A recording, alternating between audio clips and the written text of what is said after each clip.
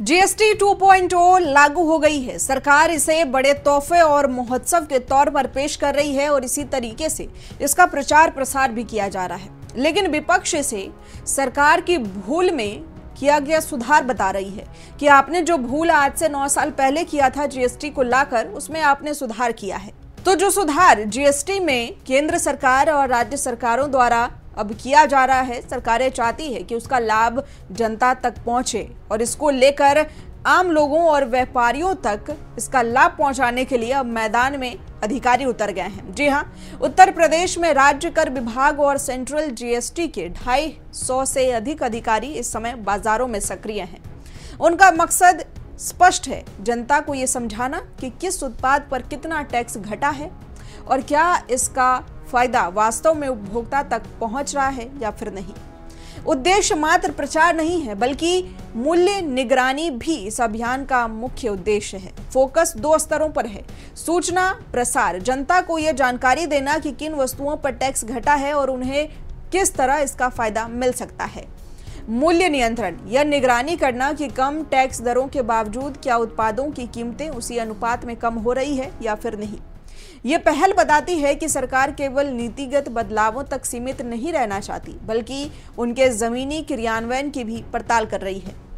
पारदर्शिता और शिकायत निवारण पोर्टल और हेल्पलाइन भी भूमिका। जीएसटी 2.0 अभियान को डिजिटल समर्थन भी दिया जा रहा है और इसके लिए consumerhelpline.government.in ये पोर्टल उपभोक्ताओं को शिकायत दर्ज करने की सुविधा देता है, खासकर तब जब टैक्स में कटौती के बावजूद उत्पाद की कीमत में कोई कमी नहीं दिखती।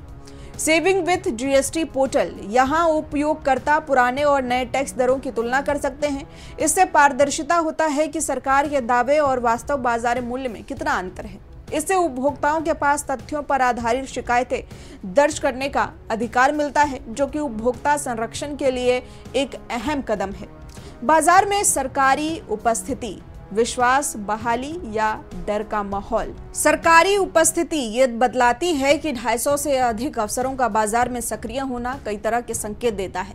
व्यापारियों और उपभोक्ताओं के बीच विश्वास बहाली ये दिखाने के लिए कि सरकार सुधार को लेकर गंभीर है। लेकिन दूसरी ओर ये सरकारी उपस्थिति एक निगरानी और डर का माहौल भी बना सकती है, खासकर छोटे व्यापारियों के लिए जिन्हें नई दरों की सही जानकारी नहीं है या जो डिजिटल प्रक्रिया में सहज नहीं है।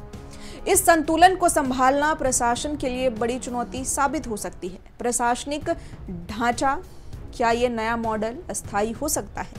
राज्य कर विभाग ने 375 सेक्टरों में बड़ी संख्या में अधिकारी तैनात हैं। 1000 राज्य कर अधिकारी, 750 सहायक आयुक्त और 450 उपायुक्त, 150 संयुक्त आयुक्त।